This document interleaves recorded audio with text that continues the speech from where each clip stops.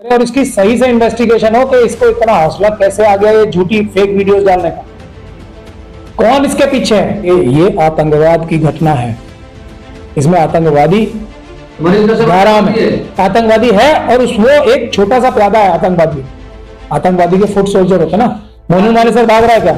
मोनू मानेसर भी सबको पता कहाँ है, इसका भी सबको पता है कहाँ। मदरसे में रह के अगर कोई भारत के संविधान के खिलाफ बात करेगा, जो आतंकवाद की घटना करेगा, तो उसके खिलाफ भी मुकदमा दर्ज होना चाहिए। जो डिप्टी सीएम है उसको धमकी कोई आतंकवादी दे देगा? कह रहा हूं ना, कपिल मिश्रा स्वयं एक आतंकवादी है। उन्होंने दिल्ली दंगों में जाकर हमले किए। ये आरएसएस का एक फुट सोल्जर है जिसकी जिम्मेदारी ये लगाई गई थी कि तुम तमिलनाडु में रहने वाले लोग, तमिल भाषी लोगों की और हिंदी भाषी लोगों से लड़ाई कराओ।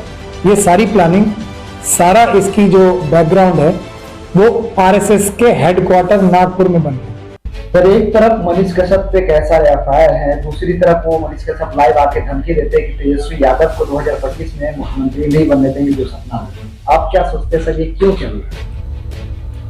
ये यूं चल रहा है कि भारत का संविधान खत्म करके भारत की जो सेना है उसके खिलाफ बगावत करके, मतलब हथियारों समेत बगावत करके हिंदू राष्ट्र बनाना है और भारत को खत्म करना है।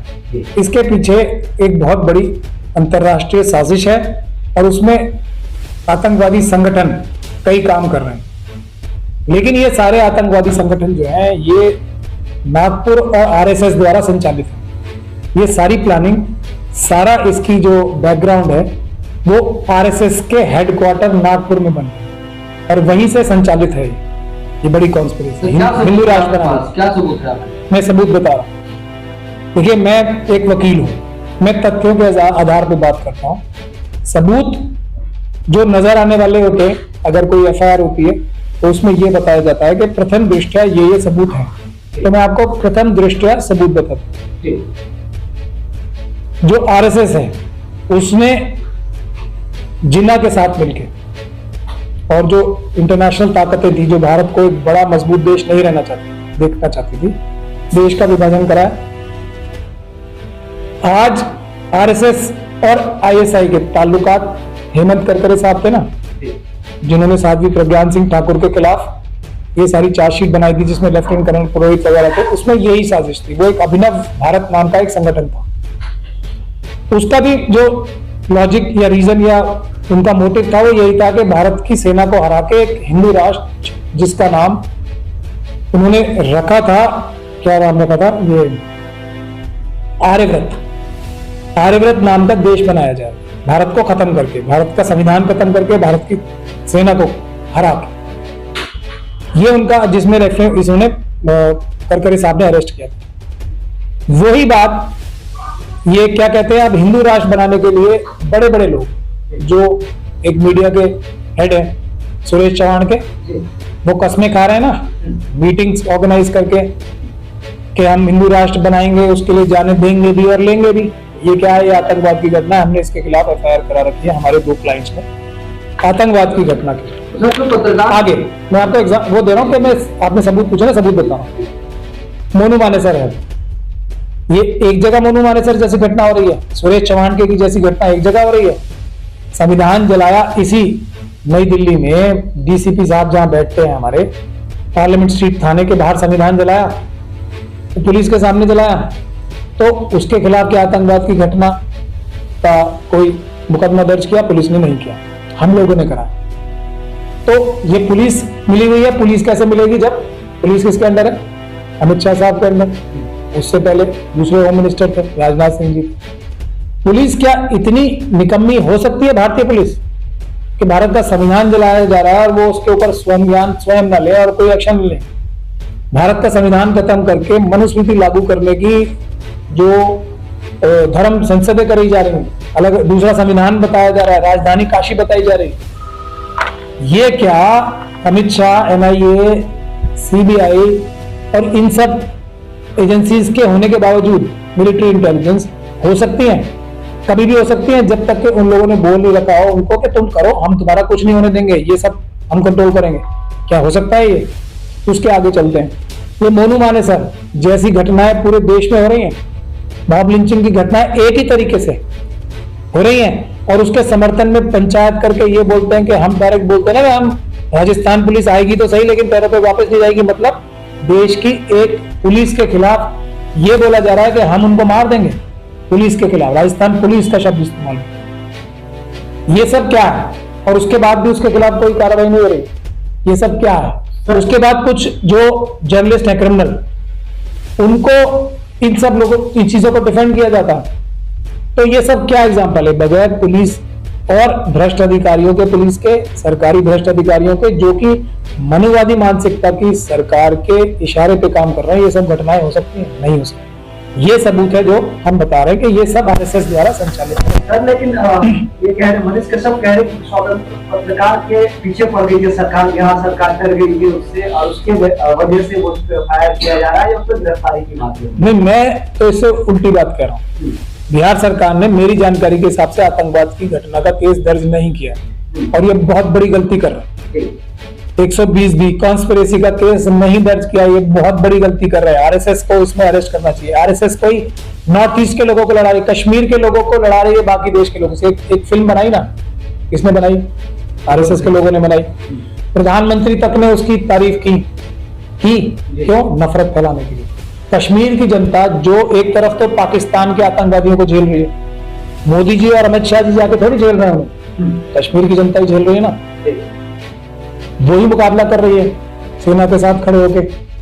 एक तरफ तो कश्मीर की जनता पाकिस्तान अटैक झेल रही है, ठीक है, वहां पे कौन लोग हैं?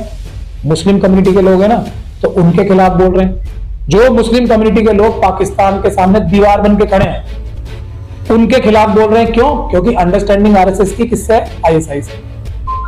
लद्दाख के लोग, सुनिए, वहां भी तो मुस्लिम लोग हैं ना, कारगिल लद्दाख में बुद्धिस्ट लोग हैं वहां पे, वो चाइना के सामने लोहे की दीवार बन के खड़े हैं। सेना जो चाइना से लड़के जीतना चाहती है अपनी जगह वापस, उसको मोदी जी परमिशन नहीं दे रहे हैं। एक हमारे सेना के जनरल ने ये तक बोला कि हम पीओके वापस छीन लेंगे, सरकार हमें सिर्फ इशारा कर दे।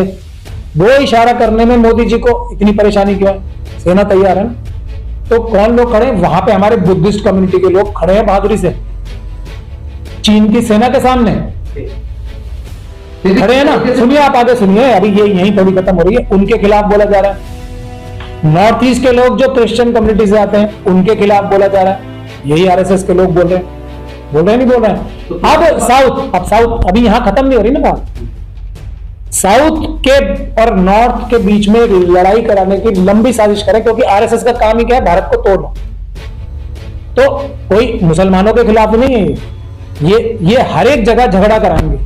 तो यही जो व्यक्ति है कश्यप या जो भी नाम है इसका, ये आरएसएस का एक फुट सोल्जर है, जिसकी जिम्मेदारी ये लगाई गई थी कि तुम तमिलनाडु में रहने वाले लोग, तमिल भाषी लोगों की और हिंदी भाषी लोगों से लड़ाई कराओ। ये आरएसएस की साजिश का हिस्सा है।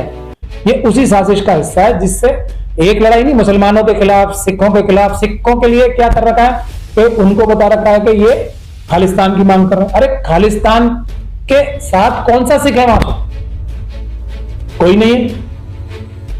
सिखों ने खालिस्तान की जो मांग उठी थी उसको किस तरीके से नकारा है? भारत के संविधान के लिए कितनी लड़ाई की उन्होंने। आजादी से पहले भी सिख कम्युनिटी ने की और आजादी के बाद भी कितनी की है। उनको आतंकवादी बताया जा रहा है सिख कम्युनिटी को। इनकी क्या हैसियत है इन मनुवादी मानसिकता के लोगों की, आरएसएस वालों की? असली आतंकवादी, असली चाइनीज एजेंट्स, असली चाइना और पाकिस्तान के दलाल तो ये हैं। अब आप उठा के देख लीजिए, मनुवादी मानसिकता के गुजराती बिजनेसमैन कितने चाइनीज कंपनीज, जो उनकी सेना की कंपनियां हैं और जो उनके कम्युनिस्ट पार्टी ऑफ चाइना की कंपनी, मनुवादी मानसिकता के गुजराती बिजनेसमैन कितने इसमें डायरेक्टर है। क्या शर्मा कह रहे हैं कि साध्वी प्राची कह रही है, पत्रकार को डराया जा रहा है, वो भागा। मैं तो कह रहा हूं ना, कपिल मिश्रा स्वयं एक आतंकवादी है। उन्होंने दिल्ली दंगों में जाके हमले किए। पुलिस के एक भ्रष्ट अधिकारी जो डीसीपी सूर्या, उसके साथ मिलकर हम लोगों ने उसकी भी एफआईआर दर्ज कराने के लिए 56 में, जो हमारे देश के दूसरे सबसे बड़ी लॉ अधिकारी हैं, वो ये कहते हैं हाई कोर्ट में खड़े होके, जो जस्टिस मुरलीधर जिनका अगले दिन ट्रांसफर हो गया, क्या स्टेटमेंट दी वहां उन्होंने खड़े होके कि अभी माहौल इस प्रकार का नहीं है कि कपिल मिश्रा के खिलाफ एफआईआर दर्ज की जाए। हालांकि इसने ये घटना की है, ये कौन करवा रहा है? ये नागपुर नहीं करा रही, प्रधानमंत्री जी नहीं करा रहे, अमित शाह जी नहीं करा रहे, वरना लॉ दूसरा सबसे बड़ा ऑफिसर ये वाली बात कहेगा कोर्ट में जाकर कि हम इनके खिलाफ एफआईआर दर्ज नहीं करेंगे, हालांकि एफआईआर बनती है मगर माहौल ठीक नहीं है। तो ये सब बातें पॉइंट आउट। उसी तरीके से तमिलनाडु देश का एक बहुत ही महत्वपूर्ण स्टेट है, हमारे देश की आन बान शान है तमिलनाडु। उसमें ये दो पैसे एक घटिया लोग मनुवादी उनकी राष्ट्रभक्ति पे सवाल उठाएंगे, ये जलील लोग। क्यों? क्योंकि ये जलील ही है, ये आतंकवादी ही है, इनका काम ही है ये कि तमिलनाडु में हिंदी भाषी लोगों की लड़ाई कराओ। वहां पे जो वहां पे बिजनेसमैन है वो इतने प्यार से वहां पे हिंदी भाषी और तमिल भाषी रहते हैं, उसमें लड़ाई करानी है। मराठा लोगों से लड़ाई करानी है, करानी नहीं करानी? शिवसेना के खिलाफ क्यों है? बेसिक वजह क्या है कि मराठों में और हिंदी भाषी लोगों को लड़ाई करानी है। ये कौन कर रहा है? सब नागपुर से हो रहा है। तो ऐसे सुप्रीम कोर्ट वकील आप क्या करने जा रहे हैं जो ऐसी घटनाएं हो रही हैं, जो लड़ाने के काम कर रहे हैं? हम पहली तो सबसे बड़ा काम ये करते हैं कि हम एडवाइस दे रहे हैं अच्छी नीतीश कुमार जी को कि ये आतंकवाद की घटना है, इसमें आतंकवादी धारा में आतंकवादी है और वो एक छोटा सा प्यादा है। आतंकवादी के फुट सोल्जर होते हैं ना, बैठा उनका बॉस तो कहीं और होता है, बॉस तो नागपुर में बैठे हैं ना सारे। तो 120 भी धारा एक होती है, ये हम एडवाइस दे रहे हैं। पहले कॉन्स्पिरेसी का केस दर्ज करे, आतंकवाद का केस दर्ज करे और इसकी सही से इन्वेस्टिगेशन हो कि इसको इतना हौसला कैसे आ गया ये झूठी फेक वीडियोस डालने का, कौन इसके पीछे है, क्यों आ रहा था इसका हौसला, क्या अपने आप आ रहा था? तो उल्टा धमकी दे रहा है तेजस्वी यादव को कि सरकार ने मारने दूंगा। अब जब देखो जो क्रिमिनल्स होते हैं, आतंकवादी होते हैं, उनका क्या काम होता है कि जो बड़े लोग हैं उनको धमकियां देना, वही तो कर रहा है, वो आतंकवादी है तो वही तो करेगा। जो डिप्टी सीएम है उसको धमकी कोई आतंकवादी को देगा, समझे आप बात? तो आतंकवादी है ना, तो आतंकवादी केस भी उसके खिलाफ दर्ज होना चाहिए, नहीं कर रहा है बिहार की सरकार, गलती कर रही है। सर, तो मनीष कश्यप कह रहे हैं कि मैं आरएसएस में अगर पहले था तो मेरा पास था और मदरसा में भी मुस्लिम रहते हैं और बहुत सारे देश के लिए काम करते हैं, हम सवाल नहीं उठाते, तो मेरे भी क्यों सवाल उठाया जा रहा है? हम कब मना कर रहे हैं? मदरसे में रह के अगर कोई भारत के संविधान के खिलाफ बात करेगा, जो आतंकवाद की घटना करेगा, तो उसके खिलाफ भी मुकदमा दर्ज होना चाहिए। आरएसएस में रहने के लिए कोई प्रोटेक्शन थोड़ी मिल जाती है। आरएसएस तो देश के लिए भी काम करते हैं ना। नहीं, कोई आरएसएस कहने को तो हर एक आतंकवादी कुछ भी कर सकता है। ये तो इन्वेस्टिगेशन में पता लगेगा ना कि इन्होंने क्या क्या काम किया आरएसएस ने। साध्वी प्रज्ञान सिंह ठाकुर को टिकट किसने दिलवाया, क्या ऐसी उनमें खासियत थी? एक ही काम था ना कि उनके पास आतंकवाद का केस चल रहा था, टिकट दिया ना। ये आतंकवादियों को पार्लियामेंट तक ला रहे हैं, अपने फुट सोल्जर्स को। तो ये मनीष कश्यप को भी तो ये आतंकवादी है, उनके चीफ जो हैं, जो सब इसको सर संचालक हैं बैठ के, उनके इशारे पे तो काम कर रहे हैं। बजरंग दल, विश्व हिंदू परिषद का इनकी कोई हैसियत औकात है कि जो देश की पुलिस है, देश की सेना है, उसके रहते ये सब काम कर रहे हैं? अगर इनको ये ना कहा जाए कि हम तुम्हें बचा रहे हैं, हम ही करवा रहे हैं, तो कोई दिक्कत नहीं है, डरने की बात नहीं है। हमने अपने भ्रष्ट अधिकारी बिठा रखे हैं बहुत सारी जगह, वो तुम्हें नहीं पकड़ेंगे। मनीष कश्यप भागा फिर रहा, आपको क्या लगता है गिरफ्तारी होगी? नहीं, भागा कुछ नहीं पड़ रहा, 2 मिनट में एनआईए अरेस्ट कर लेगी। नहीं कर रही तो जानबूझ कर नहीं कर रही ना, ये समझ लेगी। कोई नहीं भागा, कोई नहीं कहीं भाग रहा है। मोनू मालेसर भाग रहा है क्या? मोनू मालेसर भी सबको पता है कहाँ है, इसका भी सबको पता है कहाँ है। मुझे एक ऑफिसर मुझे देना है ना ये का, मैं इसको 10 मिनट में पकड़वा दूंगा। इतना वही भाग नहीं रहा, ये अमित शाह जी बचा रहे हैं।